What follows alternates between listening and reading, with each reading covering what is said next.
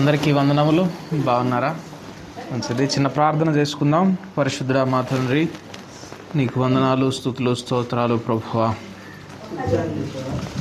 మీరు మాకు ఇచ్చినటువంటి గొప్ప సమయాన్ని బట్టి నేను స్తుతిస్తూ ఉన్నాం ప్రభువా. మీ స్వరమును వినిపింపు చేయండి. మిమ్మల్ని ఎరిగేటటువంటి జీవితం మీరు మాకు అనుగ్రహించండి ప్రభువా. కాలములు సంపూర్ణమవుతూ ఉండగా పరిపూర్ణముగా మేము ముందుకు సాగగలిగినట్లు నీ కృపావాక్యము ద్వారా మీరు మమ్మల్ని నడిపించండి. మీ ఆత్మను అనుగ్రహించి, ఆత్మ చెప్పు మాటలను గ్రహించే హృదయాన్ని మీరు మాకు అనుగ్రహించమని యేసు నామమునందు ప్రార్థించి అడిగి వేడుకుంటున్నాము తండ్రి, ఆమేన్. యెషయా గ్రంథము 44వ అధ్యాయము 9వ వచనం చదువుకుందాం. విగ్రహమును నిర్మించు వారందరూ మాయ వంటి వారు, వారికిష్టమైన విగ్రహములు నిష్ప్రయోజనములు, తామే అందుకు సాక్షులు. వారు గ్రహించువారు కారు, ఎరుగువారు కారు గనుక వారు సిగ్గుపడరు. విగ్రహారాధన యొక్క ప్రతిఫలాన్ని ఇక్కడ చూస్తూ ఉన్నాం. మరి ముఖ్యంగా ఎందుకు విగ్రహారాధన నిష్ప్రయోజనమైనది అనేది చెప్తా ఉన్నాడంటే, ఆ విగ్రహముల నుండి వారేమీ గ్రహించుకొనలేరు, ఆ విగ్రహమును ఎరుగని వారు కాబట్టి వారి యొక్క విగ్రహారాధన వారికి నిష్ప్రయోజనమైనది అంటున్నాడు. కాబట్టి మనము దేవుని యొక్కతో గడిపేటటువంటి ఈ జీవితం కూడా అంతిమంగా ఇదే ఫలితాన్ని కనుక మనకిస్తే, మన ఈ జీవితం, మన ఈ భక్తి వ్యర్థం. కాబట్టి ఆ భేదాన్ని చూపించేటటువంటి ఆత్మీయ జీవితం మనలో ఉండాలి. విగ్రహారాధన యొక్క ఫలితం, విగ్రహాల నుండి ఏమి గ్రహించలేరు, విగ్రహాన్ని గూర్చి ఏమీ ఎరుగలేరు. మనము కూడా దేవుని వాక్యాన్ని విని గ్రహించకుండా దేవుని యొక్క స్వభావాన్ని ఎరుగని వారంగా గనక మిగిలిపోతే ఇది కూడా ఒక రకమైన విగ్రహారాధనే తప్ప ఇది ఒక భక్తి అని మాత్రం అనుకోవడానికి వీల్లేదు. కాబట్టి మనము దేవునిని ఎరిగే వారమై ఉండాలి. ఈ దినాన ముందుగానే మీకు కంక్లూజన్ కూడా ఇచ్చేస్తున్నాను. దేవునిని ఎరుగుట, దేవునిచే ఎరుగబడుట, ఈ రెండు అంశాలను చూద్దాం. దేవునిని ఎరుగుట ఎంత ముఖ్యమో దేవునిచే ఎరుగబడడం కూడా అంతే ముఖ్యం. కొన్ని వాక్యాలను చూపిస్తూ ఈ అంశం మీద ధ్యానం చేద్దామని నేను ఆశపడుతూ ఉన్నాను. చూడండి, మొదటిగా సమూయేలు మొదటి గ్రంథము 3వ అధ్యాయము. ఈ అధ్యాయంలో బాలుడైనటువంటి సమూయేలును నిజదేవుడు పేరు పెట్టి పిలవడం, సమూయేలు అందుకు ప్రతిస్పందించడం చూస్తాం. అయితే ఇక్కడ ఒక మాట మనం చదువుదాం. 7వ వచనం. సమూయేలు అప్పటికి యెహోవాను ఎరుగకుండెను, యెహోవా వాక్కు అతనికి ఇంకా ప్రత్యక్షము కాలేదు. జాగ్రత్తగా వినండి ఈ వచనం. సమూయేలు అప్పటికి యెహోవాను ఎరుగకుండెను, యెహోవా వాక్కు అతనికి ఇంకా ప్రత్యక్షము కాలేదు. ఒకసారి 1 నుండి 6 వచనాలు త్వరగా చదువుతాను, శ్రద్ధగా వినండి. మనం ఇప్పుడు చదువుకున్నది 7వ వచనం. ఏమనున్నది అక్కడ? అప్పటికి సమూయేలు యెహోవాను ఎరుగకుండెను, యెహోవాకు అతనికి ఇంకా ప్రత్యక్షము కాలేదు. జాగ్రత్తగా వినండి. అప్పటికి సమూయేలుకి ఇంకా దేవుడు తెలియదు, దేవుని యొక్క మాట తెలియదు. మొదటి నుండి చదువుతాను, స్పీడ్గా చూడండి. బాలుడైన సమూయేలు ఏలి ఎదుట యెహోవాకు పరిచర్య చేయుచుండెను. ఆ దినములలో యెహోవా వాక్కు ప్రత్యక్షమగుట అరుదు, ప్రత్యక్షము తరచుగా తటస్థించుట లేదు. ఆ కాలమందు ఏలీ కన్నులు మందదృష్టి గలవైనందున అతడు చూడలేక తన స్థలమందు పండుకొని ఉండగాను, దీపము ఆరిపోక మునుపు సమూయేలు దేవుని మందసమున్న యెహోవా మందిరములో పండుకొని ఉండగాను యెహోవా సమూయేలును పిలిచెను. ఇందాకేం చదువుకున్నాం?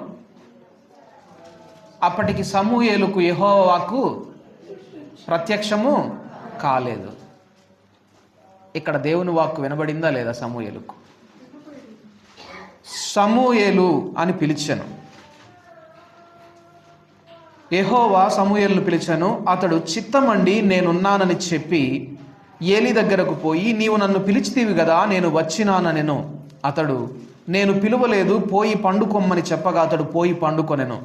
యెహోవా మరలా సమూయేలును పిలువగా సమూయేలు లేచి ఏలి యొద్దకు పోయి, చిత్తము, నీవు నన్ను పిలిచితివి గనుక వచ్చి తిననెను. అయితే అతడు, నా కుమారుడా, నేను నిన్ను పిలువలేదు, పోయి పండుకొమ్మనెను. ఇప్పటికి ఎన్ని మార్లు దేవుని వాక్యం ప్రత్యక్షమైంది సమూయేలుకు? 2 సార్లు. చూడండి, బైబిల్ గ్రంథంలో అత్యంత ప్రార్థనాపరులైనటువంటి ప్రవక్తలలో సమూయేలు ఒకడు. సాక్షాత్తు మోషే సమూయేలులు నా ఎదుటకు వచ్చి ప్రార్థన చేసినా కూడా నేను మీ మొర వినను అని ఒక సందర్భంలో ఇశ్రాయేలీయులతో దేవుడు అంటాడు. అంటే దేవుని దృష్టిలో ప్రార్థించే వారిలో సమూయేలు, మోషే ఏ స్థాయిలో ఉన్నారో మనం గ్రహించాలి. ఇంత గొప్ప ప్రవక్త దేవుని స్వరాన్ని వింటూ కూడా ఎరుగనటువంటి స్థితిలో ఉండడం ఇక్కడ చూస్తూ ఉన్నాం. సరే, అప్పటికి ఆయన బాలుడైనటువంటి సమూయేలు. ఇక్కడ ఈ వచనాన్ని మనం జాగ్రత్తగా గుర్తుపెట్టుకోవాలి. అప్పటికి సమూయేలు యెహోవాను ఎరుగకుండెను. కాబట్టి క్రైస్తవ్యంలో దేవునిని ఎరుగకుండానే దేవుని స్వరాన్ని వినే పరిస్థితి ఉంటుంది అని మనం గ్రహించాలి. సమూయేలు బాలుడే, దేవుని స్వరం వింటున్నాడు, కానీ దేవుణ్ణి ఎరుగనటువంటి స్థితిలో ఉన్నాడు అప్పటికి. మనము కూడా దేవుని వాక్యాన్ని వింటున్నాం, దేవుని స్వరాన్ని వింటున్నాం, దేవుణ్ణి ఎరుగనటువంటి స్థితిలో మిగిలిపోయే ప్రమాదం ఉన్నది. ఏ స్థితిలో ఉంటే? ఇక్కడ ఉండిన స్థితిలోనే ఉంటే మిగిలిపోతే. అందుకే మనం ముందుకు సాగే వారమై ఉండాలి, పరిపూర్ణతలోనికి నడిచే వారమై ఉండాలి, దేవునికి సమీపస్థలమై ఉండాలి, ఆయన స్వభావాన్ని గ్రహించే వారమై ఉండాలి, ఆయన్ను ఎరిగే వారమై ఉండాలి అనేది చాలా ప్రాముఖ్యము. ఇక్కడ మరలా సమూయేలు అప్పటికి యెహోవాను ఎరుగకుండెను. యెహోవాకు అతనికి ఇంకా ప్రత్యక్షము కాలేదు. యెహోవా 3వ మారు సమూయేలును పిలువగా అతడు లేచి ఏలీ దగ్గరకు పోయి, చిత్తము, నీవు నన్ను పిలిచితివే, ఇదిగో వచ్చి తిననగా ఏలీ యెహోవా ఆ బాలుని పిలిచినని గ్రహించి, నీవు పోయి పండుకొమ్ము, ఎవరైనా నిన్ను పిలిచిన ఎడల యెహోవా నీ దాసుడు ఆలకించుచున్నాడు, ఆజ్ఞ నిమ్మని చెప్పుమని సమూయేలుతో అనగా సమూయేలు పోయి తన స్థలమందు పండుకొనెను. తరువాత యెహోవా ప్రత్యక్షమై నిలిచి ఆ రీతిగా సమూయేలు సమూయేలు అని పిలువగా సమూయేలు. చూడండి, ఫస్ట్ 2 సార్లు ఆయన స్వరం విన్నాడు, తెలియదు. స్వరము వినబడనటువంటి వ్యక్తికేమో యెహోవా ఎలా పిలుస్తాడో తెలుసు, ఏలి. కానీ స్వరము వినే ఆధిక్యత లేదు. కాబట్టి ఈ 2 కూడా క్రైస్తవ్యానికి ప్రమాదమే. ఏంటంటే దేవుని స్వరం వినబడుతుంది, కానీ దేవుని గుర్తించలేనటువంటి జీవితం. దేవుని స్వరం వినబడదు, కానీ దేవుని స్వభావం తెలుసు. ఈ 2 జీవితాలు కూడా క్రైస్తవ్యానికి ప్రమాదమే.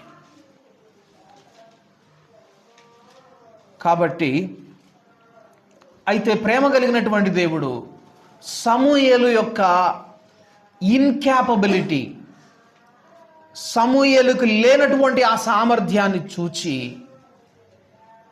ఇప్పుడు ఒకే మాటతోటి ప్రత్యక్షమయ్యాడు తన ఎదుట. 2 సార్లు వరుసగా పిలిచాడు. పిలిచినప్పుడు దేవుడు మాట్లాడడం మొదలుపెట్టాడు. అంటే మనం ఏమి గ్రహించాలి అంటే, మన దేవుడు తన్ను తాను ప్రత్యక్షపరుచుకునే దేవుడు, తన్ను తాను బహిరంగం చేసుకునేటటువంటి దేవుడు, తన్ను తాను పరిచయం చేసుకునేటటువంటి దేవుడు, తన స్వభావాన్ని తెలియజేసేటటువంటి దేవుడు. అయితే ఎప్పుడు సమూయేలు గ్రహించగలిగినాడంటే, తన్ను పిలిచిన వారెవరో ఆ విషయాన్ని గ్రహించి ఆయనకు లోబడడానికి తను తాను సమర్పించుకున్నప్పుడు, చిత్తము నీ దాసుడు ఆలకించుచున్నాడు అన్నప్పుడు దేవుడు మాట్లాడడం మొదలుపెట్టాడు. కాబట్టి ఇందాక మనం చెప్పుకున్నటువంటి రెండు ప్రమాదకరమైనటువంటి పరిస్థితులు, ఒకటి దేవుని స్వరం వినబడి దేవుణ్ణి గుర్తించలేకపోవడం, ఎరుగనటువంటి జీవితం.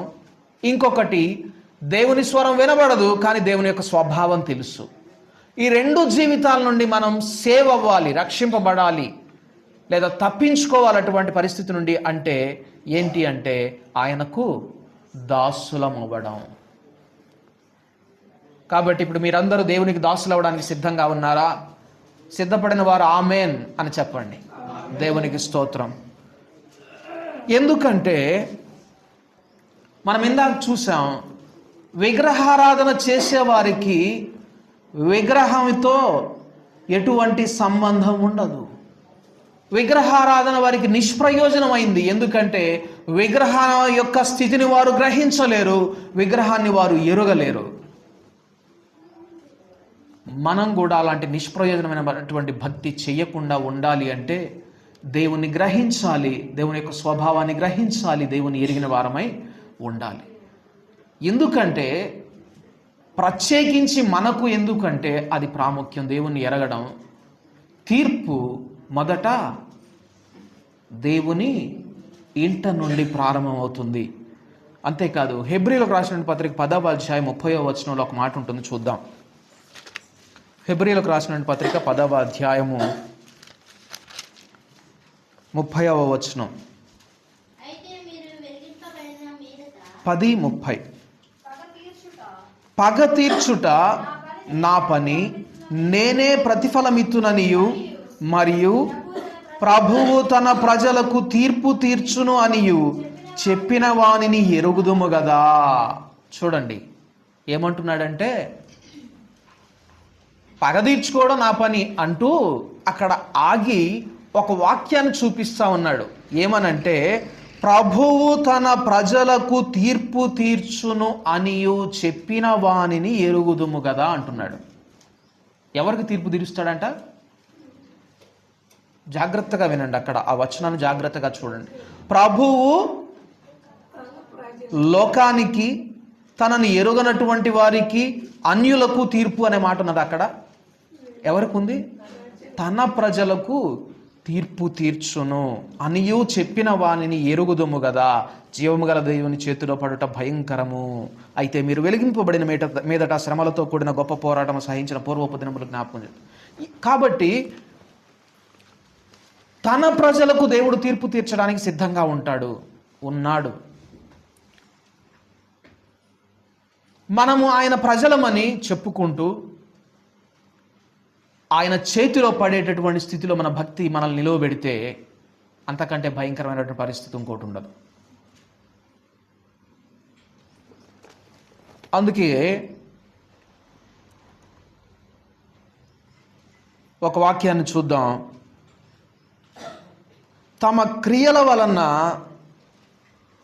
ఎరుగని వారై ఉన్నారు అని తీతుకు రాసినటువంటి పత్రిక 1వ అధ్యాయం 16వ వచనంలో ఒక మాట ఉంటుంది. తీతుకు రాసినటువంటి పత్రిక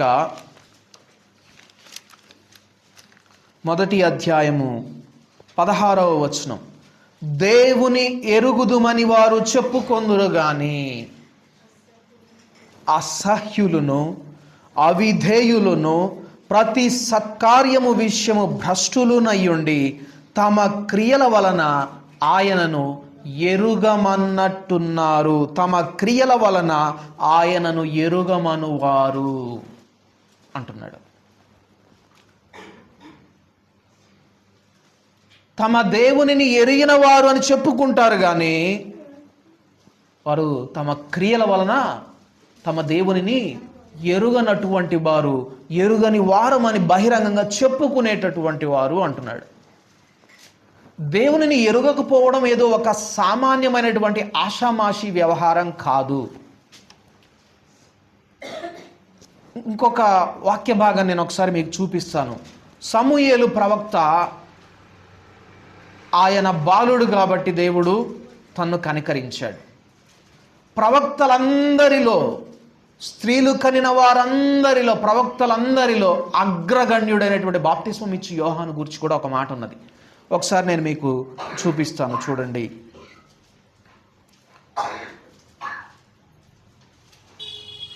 యోహాను సువార్త, యోహాను సువార్త మొదటి అధ్యాయం, యోహాను సువార్త మొదటి అధ్యాయం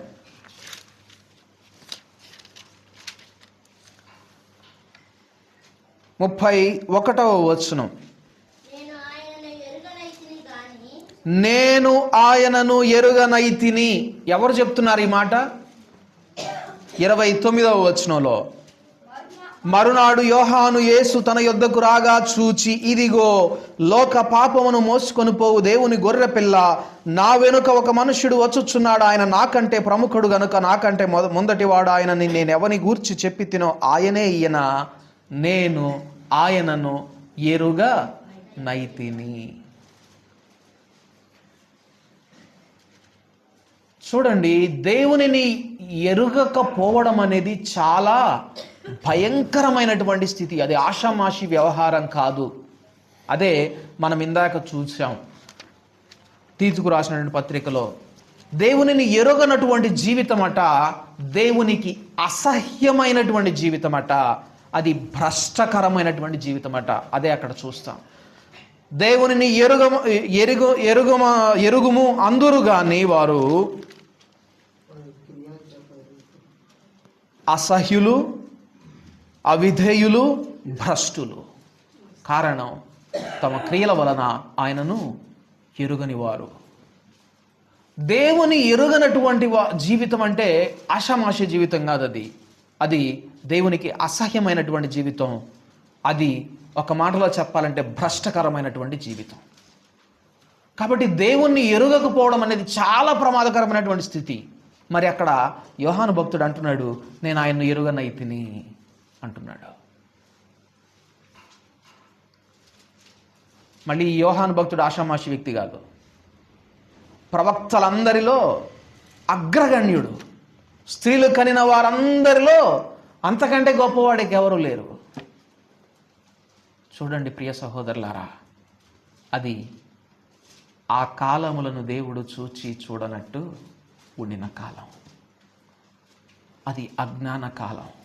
ఇప్పుడైతే అంతటా అందరూ మారు మనసు పొందాలి, ఆయన గురించి ఎరగాలి, ఆయన స్వభావాన్ని గ్రహించాలి, అందరూ పరిపూర్ణతలోనికి వెళ్ళాలి. ఇది నూతన నిబంధన కాలం. ఎందుకు అంటే చూడండి,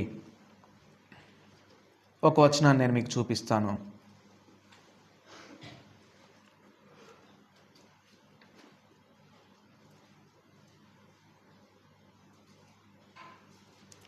యోహాను రాసిన మొదటి పత్రిక 5వ అధ్యాయము 19వ వచనం. యోహాను రాసినటువంటి మొదటి పత్రిక 5వ అధ్యాయము 19వ వచనం.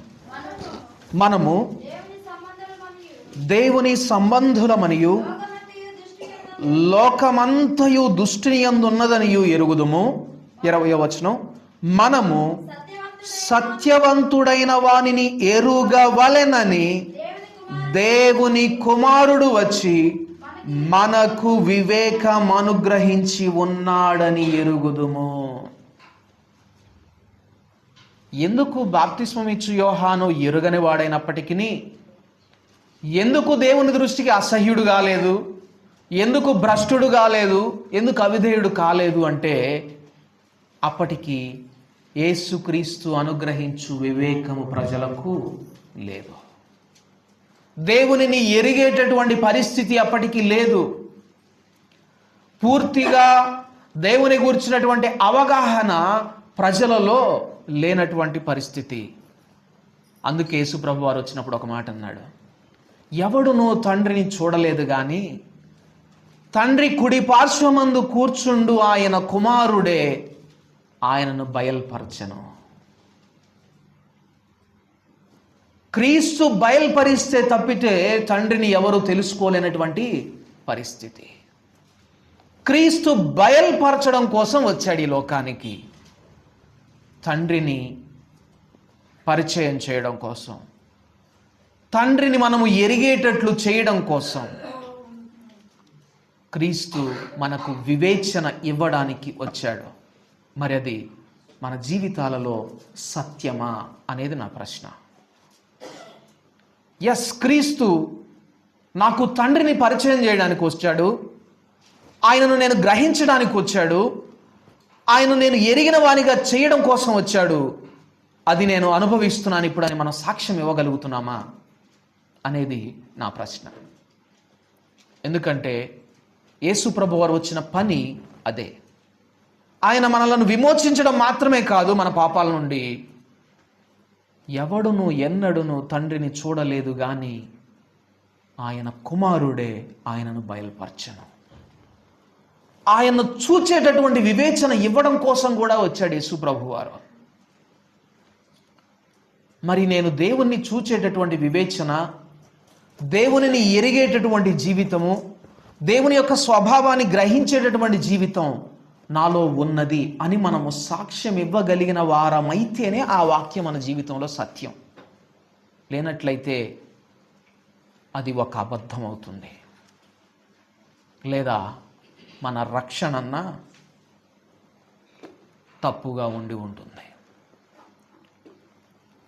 చూడండి, దేవునిని ఎరుగకపోవడం అనేది చాలా ప్రమాదకరమైనటువంటి విషయం. ఆషామాషి వ్యవహారం కాదు. దేవుణ్ణి ఎరగడం అనేది చాలా ప్రాముఖ్యం. నేను దేవుణ్ణి ఎరిగి ఉన్నాను అనేదానికి రుజువేంటి? ఐ నో గాడ్, నాకు దేవుడు తెలుసు అని చెప్పేదానికి రుజువేంటి? యోహాన్ రాసినటువంటి మొదటి పత్రిక 3వ అధ్యాయము 6వ వచనం ఒకసారి చూద్దాం.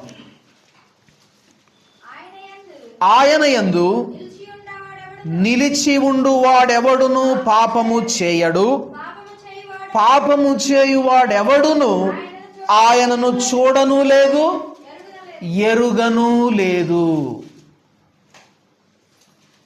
ఇప్పుడు నేను దేవుణ్ణి ఎరిగి ఉన్నానా, ఎరిగి లేనా అనేది దేని మీద ఆధారపడి ఉంటుంది? నాలో పాపం ఉన్నదా లేదా. అద్వితీయ సత్య కుమారుడే తండ్రిని బయలుపరిచాడు. తండ్రి తప్ప కుమారుని గూర్చి ఎవరికీ తెలియదు, ఎవడును ఎరుగడు. కుమారుడు తప్ప తండ్రిని గూర్చి ఎవడును ఎరుగడు. ఆయనలో ఏ పాపము లేదు కాబట్టే ఆ మాట అనగలిగాడు. నా యందు పాపం ఏమైనా ఉన్నదని మీలో ఎవడైనా రుజువు చేయగలడని సవాలు విసరగలిగాడు. ఎందుకంటే హీ నోస్ హిస్ ఫాదర్. ఆయన తన తండ్రిని ఎరిగినటువంటి వాడు. పాపము చేయువాడు ఎవడును కూడా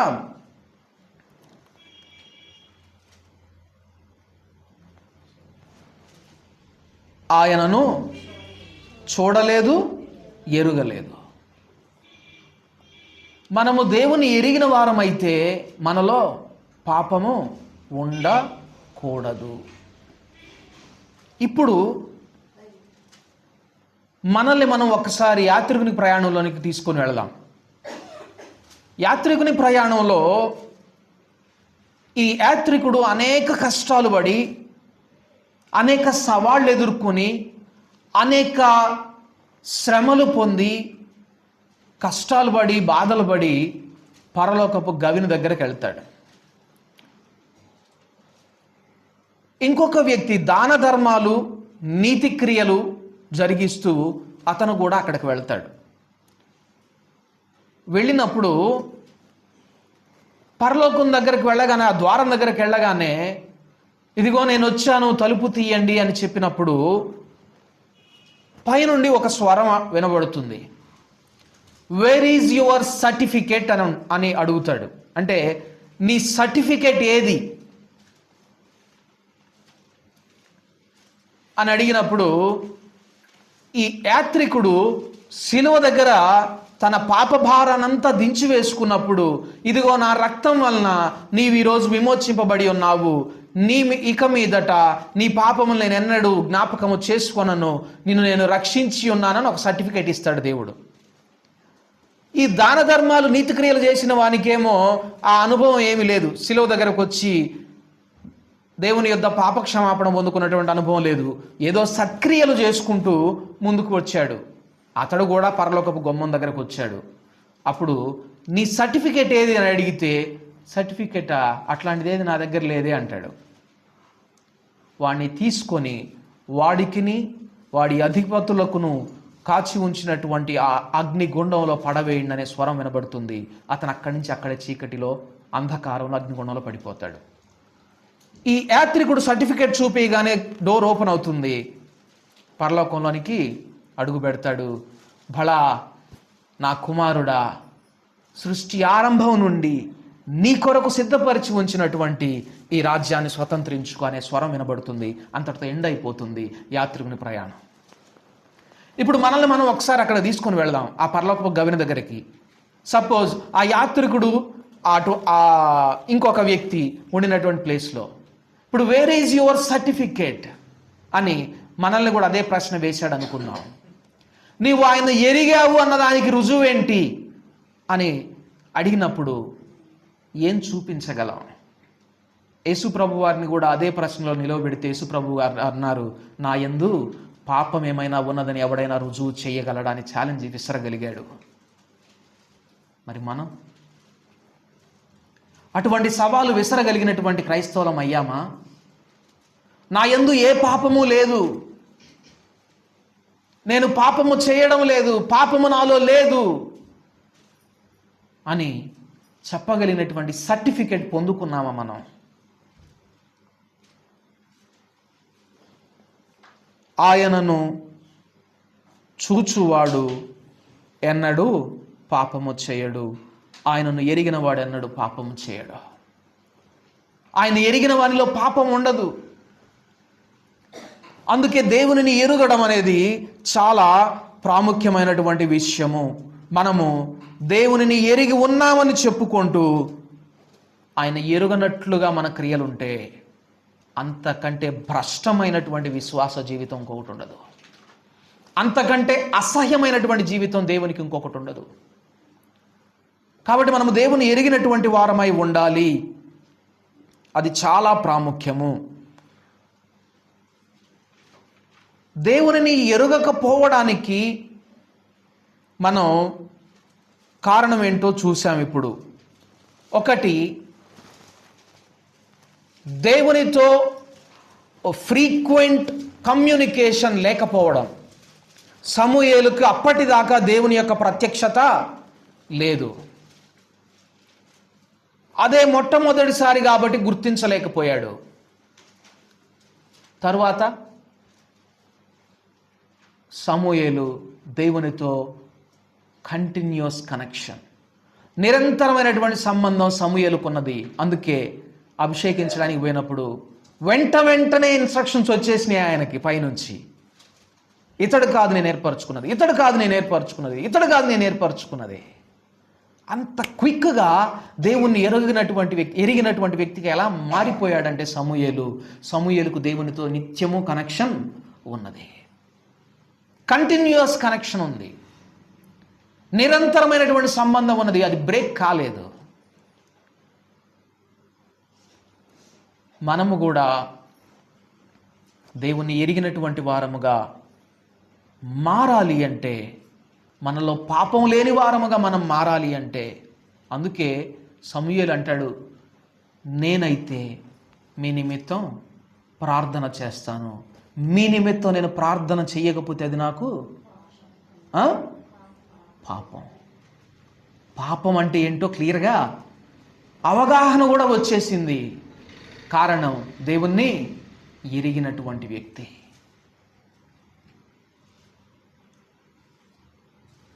ఇప్పుడు ప్రార్థనా జీవితంలో మన జీవితం, మన అనుభవాలు ఎలాగున్నాయి? ప్రార్థన ఎంత ఎక్కువగా మనం దేవునితో గడపడానికి సహాయపడుతుంది? మరలా చెప్తున్నాను, ప్రార్థన it's not a special and particular time to spend with God. దేవునితో గడపడానికి అదేదో ఒక ప్రత్యేకమైనటువంటి లేకపోతే అనుకూలమైనటువంటి మనం ఏర్పాటు చేసుకున్నటువంటి సమయం కాదు. గమనించండి, రోజు నేను ఉదయాన్నే నిద్ర లేవగానే 1 గంట ప్రార్థన చేస్తాను నేను అని నీ మనస్సాక్షిని నువ్వు తృప్తిపరుచుకుంటున్నావేమో ప్రియ సహోదరి సహోదరుడా, that is not a prayer. అది ఒక ప్రార్థన కాదు. మొదటగా అది గుర్తుపెట్టుకో. ప్రార్థన అనేది ఎలాంటిదంటే it's a continuous unbreakable relationship with God. దేవునితో నిరంతరమైనటువంటి కనెక్షన్, కట్ కానటువంటి, నిరంతరము గడిపేటటువంటి సంబంధము, నిత్యము ఉండే సంబంధం. అందుకే ఒక్క మాటలో చెప్పాడేమనంటే ప్రార్థన ఊపిరి వలె మారాలి. ఇప్పుడు ఊపిరి మీరు ఎప్పుడు తీసుకుంటారు అని అడిగితే ఏం చెప్తారు సమాధానం? రోజు ఉదయాన్నే నిద్ర లేచి 1 గంట గట్టిగా ఊపిరి తీసుకుంటాను నేను, ఇక ఆ తర్వాత అంతా నేను ఊపిరి తీసుకోవడం చెయ్యను అంటామా? లేదా ఊపిరి తీసుకోవడానికి నేను ఒక పర్టికులర్ టైం పెట్టుకుంటానని ఏమైనా చెప్తామా?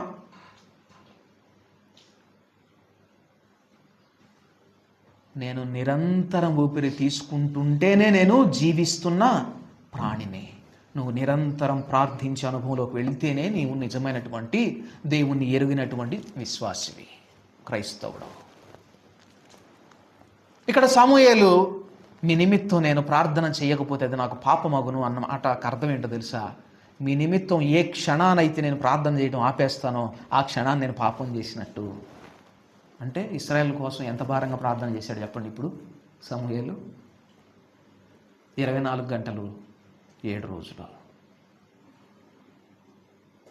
మరి సంఘం గురించి, సహోదరుల గురించి అంతే భారంతో, అంతే దీక్షగా ప్రార్థన చేస్తున్నామా?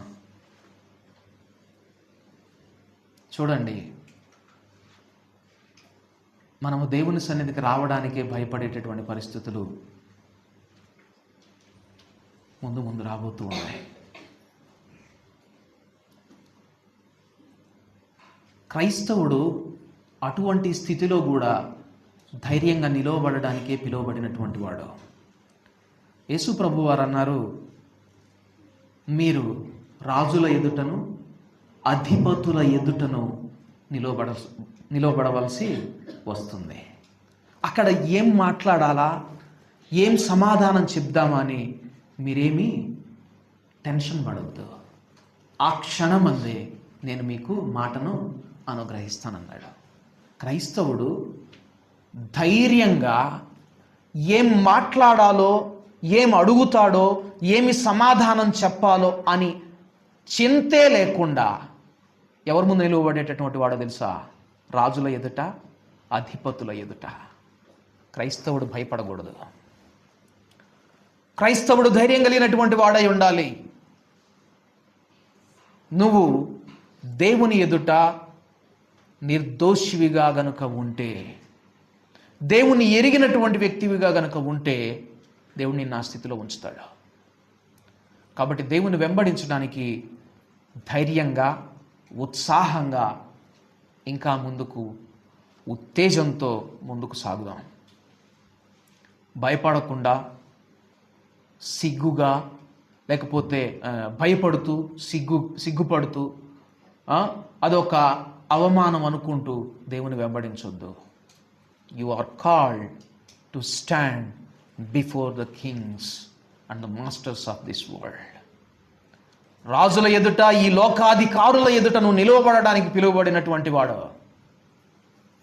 ధైర్యంగా, ఇంతమంది ముందు నన్ను నిలువబెట్టారే, కొంచెం కూడా సిగ్గు పడాల్సినటువంటి పరిస్థితి లేదు. కొంచెం కూడా టెన్షన్ పడాల్సినటువంటి పరిస్థితి లేదు. ఏ ప్రశ్న అడిగినా టక ఆన్సర్ చెప్పాలంటే దేవుడు చెప్తే చెప్పడం, లేకపోతే సైలెంట్గా ఉండడం. ఉదాహరణకి ఈ గ్రామానికి ప్రధానమంత్రి ముఖ్యమంత్రి వస్తున్నాడు అనుకోండి. స్టేజ్ మీదకి మిమ్మల్ని పిలిచి ఈ గ్రామానికి సంబంధించిన వివరాలన్నీ అడుగుతాను అని అన్నాడు అనుకోండి. ఒక్కసారి ఊహించండి ఎలా ఉంటుంది పరిస్థితి. అమ్మో, ఏం అడుగుతాడో, ఏం చెప్పాలో, అసలు ఏ రిపోర్ట్లు అడుగుతాడో, ఏది అడుగుతాడో, అంతమంది ముందు నేను మంచిగా మాట్లాడనో, ఏం చెప్తానో ఏమో. టెన్షన్ ఉంటుందా ఉండదా? కానీ మీకు విషయం తెలుసా, క్రైస్తవుడికి ఆ టెన్షన్ ఉండదు. లోకస్తులకు టెన్షన్ ఉంటుంది రాజుల ఎదుట, అధిపతుల ఎదుట. క్రైస్తవునికి ఉండదు. Because he knows his God. అతనికి తన దేవుడు తెలుసు. అందుకే దానియేలు గ్రంథంలో ఒక మాట ఉంటుంది. ఒకసారి చూద్దాం. దానియేలు గ్రంథం 11వ అధ్యాయం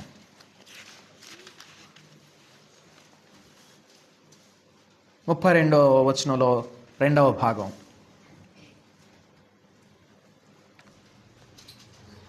దానియేలు గ్రంథం 11వ అధ్యాయం 32వ వచనంలో 2వ భాగం. అయితే తమ దేవునిని ఎరుగువారు బలము కలిగి గొప్ప కార్యములు చేసేదారు. దేవుని ఎరిగిన వారిలో ఏముంటుంది? బలం.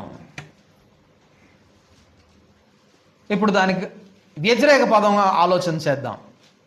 అయితే తమ దేవుని ఎరుగని వారు బలహీనులై అనేక ఆపదలలో, చిక్కులలో, చింతలలో, అసమాధానంలో, గందరగోళంలో చిక్కుబడుదురు. అంతేనా? ఇప్పుడు మన స్థితిని ఒకసారి ఊహించుకుందాం. దేవుని ఎరిగిన వారమా, దేవుని ఎరగని వారమా? టెన్షన్ ఉంటుందా? ఆందోళన ఉంటుందా? అసమాధానం ఉంటుందా?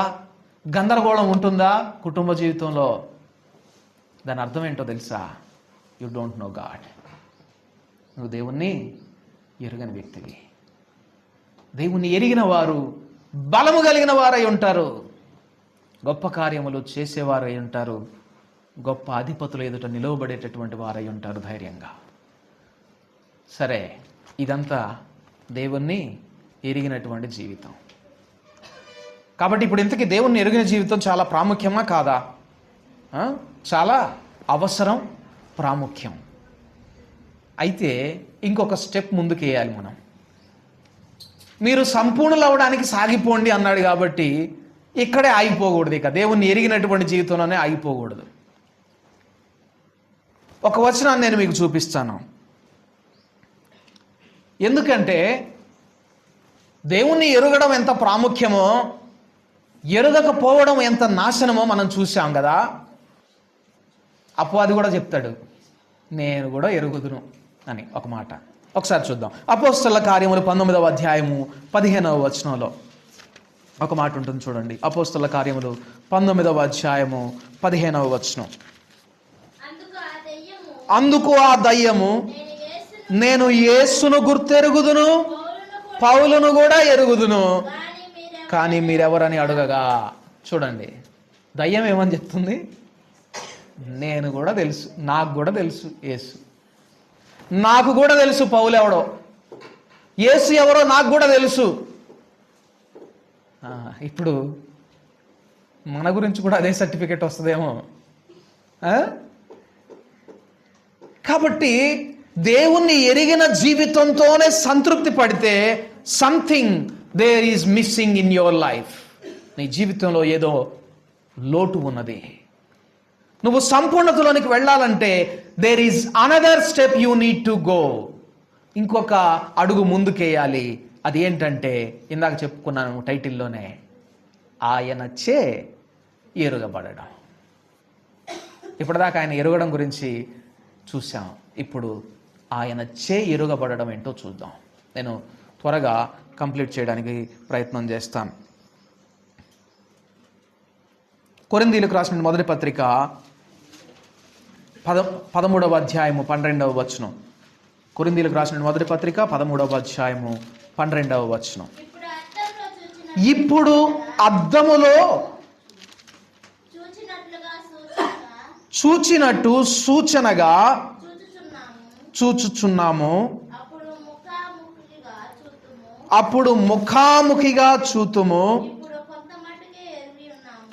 ఇప్పుడు కొంత మట్టుకే ఎరిగి ఉన్నాము. అప్పుడు నేను పూర్తిగా ఎరుగబడిన ప్రకారము పూర్తిగా ఎరుగుదును. ఈ ఒక్క వచనాన్ని మనం బేస్ చేసుకొని చూస్తే, దేవునిని ఎరగడం అనే విషయంలో నువ్వు ఎంత ప్రయాసపడినా అది ఎంత అంటున్నాడంటే అది కొంత మట్టుకే. ఎందుకంటే మనం చూస్తుంది ఇప్పుడు అర్థములో చూస్తూ ఉన్నాం. ఈ వాక్యం అనే అర్థంలో ఆయన అర్థం చేసుకోవడానికి ప్రయత్నం చేస్తూ ఉన్నాం. ఈ వాక్యం అనే అర్థంలో ఆయన స్వభావాన్ని గుర్తించడానికి మనం ప్రయాసపడుతూ ఉన్నాం. అది మనం కొంత మట్టుకే గ్రహించగలం. వాక్యమును సంపూర్తిగా మనము మన జీవితకాలం అంతా ధ్యానము చేసినా కూడా గ్రహించలేము. ఒకవేళ అదే నిజమైనట్లయితే, జీవితకాలం అంతా మనం ధ్యానం చేస్తే ఈ వాక్యాన్ని సంపూర్తిగా గ్రహించగలం అనేటటువంటిదే నిజమైనదైతే, చాలామంది క్రీస్తులు ఈ పాటికి నేనే క్రీస్తునని చెప్పేవాడు, వచ్చేవారు. ఇది దేవుని యొక్క నోట నుండి వచ్చిన వాక్ అయ్యేది కాదు. దేవుని యొక్క సంపూర్ణ జ్ఞానం అయ్యేది కాదు. కాబట్టి దేవునిని ఎరగడం అనేది ప్రాముఖ్యమే. అందుకొరకు మనము ప్రయాసపడము, ప్రయత్నించడం అనేది ప్రాముఖ్యమే. ఇంకొక నిజం ఏమిటంటే, నువ్వు ఎంత ప్రయత్నించినా, ఎంత ప్రయాసపడినా ఆయనను సంపూర్తిగా ఎరిగి ఉండలేవు అనేది కూడా నిజం ఈ జీవితకాలంలో. మరి ఇప్పుడు మనం సంపూర్తిగా ఎరగగలం అంటే అంటున్నాడు, ఇప్పుడు మనం అద్దంలో చూస్తున్నాం, అప్పుడు ముఖాముఖిగా చూస్తాం, ఇప్పుడు కొంత మట్టుకే ఎరిగి ఉన్నాం, అప్పుడు నేను పూర్తిగా ఎరుగబడిన నీకు దేవుడు కొంచెమే తెలుసు ఇప్పుడు, కానీ దేవుడికి నువ్వు మొత్తం తెలుసు. అలా నేను దేవుణ్ణి పూర్తిగా తెలుసుకున్న వాడిని అవుతానట ఎప్పుడు? ఆయన వచ్చినప్పుడు, ఆయన ముఖాముఖిగా చూచినప్పుడు. కాబట్టి ఇప్పుడు మనందరికీ ఒక సాంత్వన ఏంటంటే, నేను పూర్తిగా దేవుని ఎరగకపోయినా నాకు ఇప్పుడు బాధ ఏం లేదు. ఒకరోజు నేను పూర్తిగా తెలుసుకుంటాను, కానీ ఆయన తెలుసుకోవడం మాత్రం ఆపకూడదు. ఆయన ఎరగడం మాత్రం ఆపకూడదు. ఇంకా ఆయన తెలుసుకోవాలని ప్రయత్నం చేయాలి. ఎందుకంటే తిమోతికి రాస్తూ పౌలు భక్తుడు అంటాడు, విశ్వాస విషయమైన మంచి పోరాటం పోరాడుము, నిత్య జీవమును చేపట్టుము. తిమోతి అప్పటికి దేవుని ఎరుగనటువంటి వ్యక్తి కాదు. తిమోతి చిన్నప్పటి నుంచే తన అవ్వ ద్వారా, తన తల్లి ద్వారా వాక్యములోనూ ప్రార్థనలోనూ పెంచబడినటువంటి వ్యక్తి తిమోతి. మొదట ఈ భక్తి నీ అవ్వ అయినటువంటి లోయలోను, నీ తల్లి అయినటువంటి యునీకేలోను ఉన్నది. కాబట్టి తిమోతికి దేవుని యందు భయభక్తులు లేనటువంటి వ్యక్తి కాడు.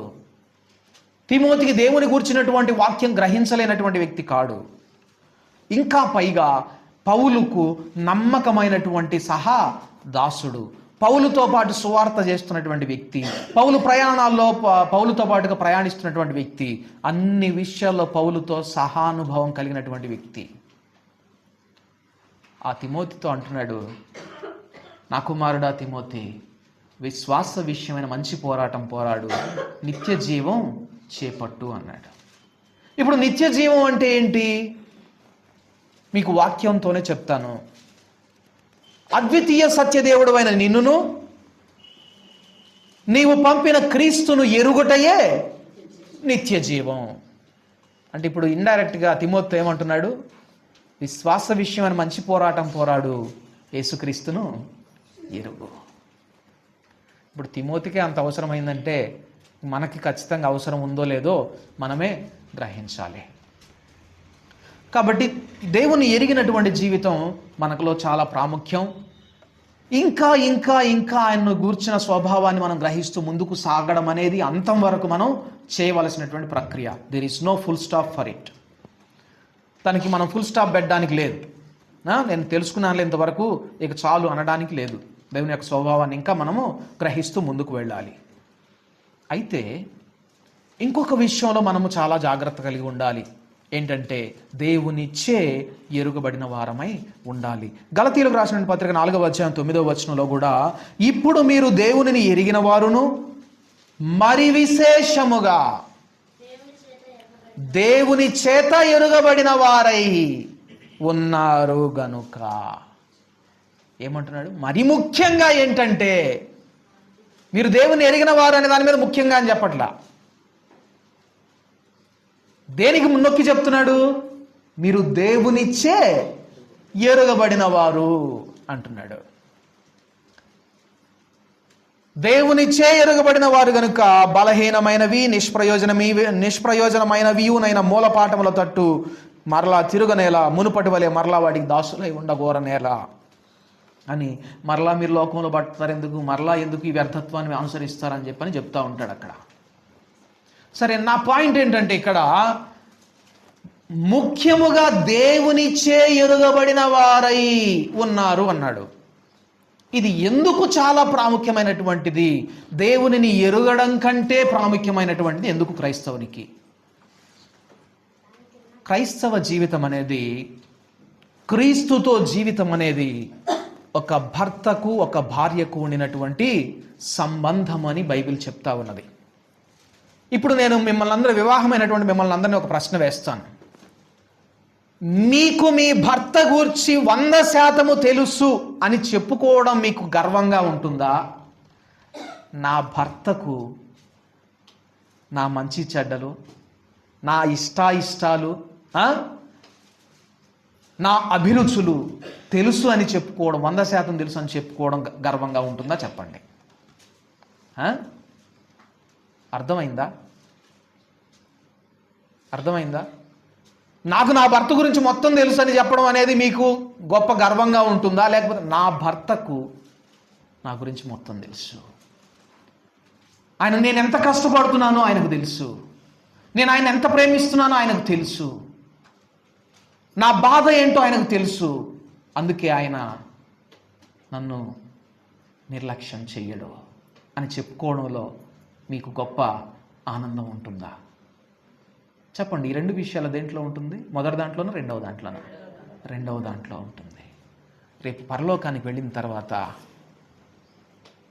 అక్కడికి వెళ్ళిన తర్వాత ఈ మొదటి లక్షణాన్ని ఇష్టపడే వాళ్ళు ఉంటారు కదా, వాళ్ళు వెళ్ళి, ప్రభువా, మేము నీ నామమున ప్రవచించాం, నీ నామమున అద్భుతాలు చేశాం, నీ నామమున గొప్ప కార్యాలు చేశాం, దయ్యములను వెళ్ళగొట్టాం అంటే రిప్లై ఏమొస్తుందంటే, మీరెవరో నాకు తెలియదు,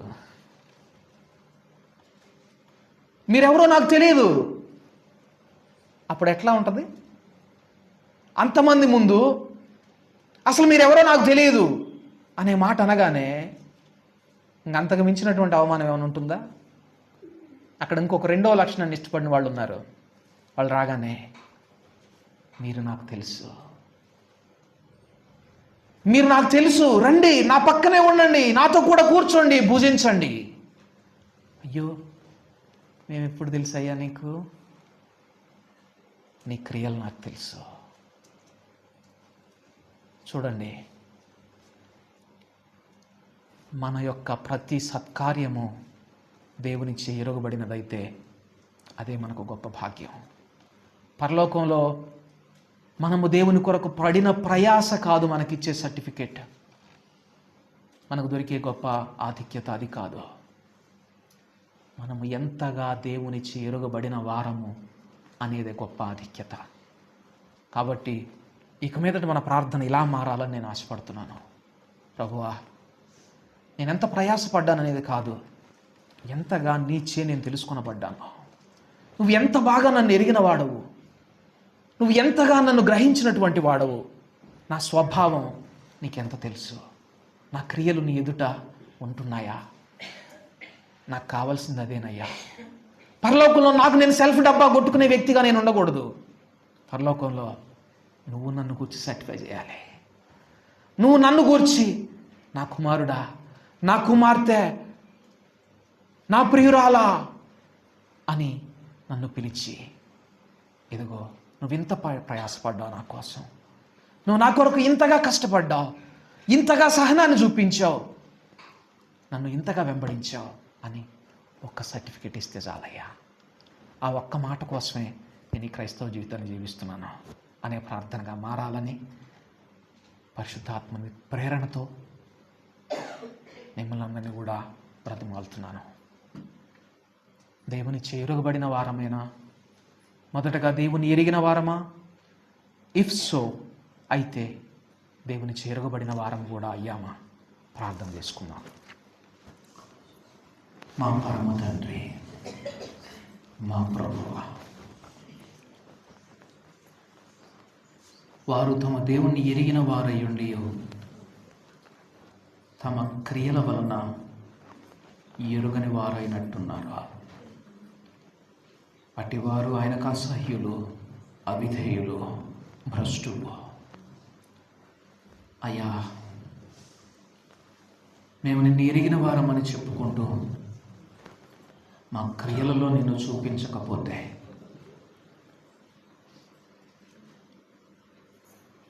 నీ ఎదుట నిలవబడినటువంటి రెండు గుంపులలో అక్రమము చేయబడినటువంటి గుంపులో మేము మిగిలిపోతాం. అంతకంటే భయంకరమైన స్థితి మరొకటి ఉండదు మాకు ప్రభువా. కనుక తండ్రి, అనేకుల ఎదుట నీ నామమును నిజముగా ఒప్పుకునే వారిమిగా, ధైర్యముగా, రాజుల ఎదుటను అధిపతుల ఎదుటను నిలిచి ధైర్యముగా ఒప్పుకొనినటువంటి వారిమిగా మేమందరం నిలవబడాలంటే నీ ఆత్మశక్తి ద్వారా మేము నింపబడాలి ప్రభువా. అదొక్కటే మాకు మార్గం. కనుక మా ప్రభువా, మమ్మల్ని అందరినీ మీ ఆత్మతో నింపండి. అంతేకాదు, నీ ఆత్మ ద్వారా నడిపించండి ప్రభువా.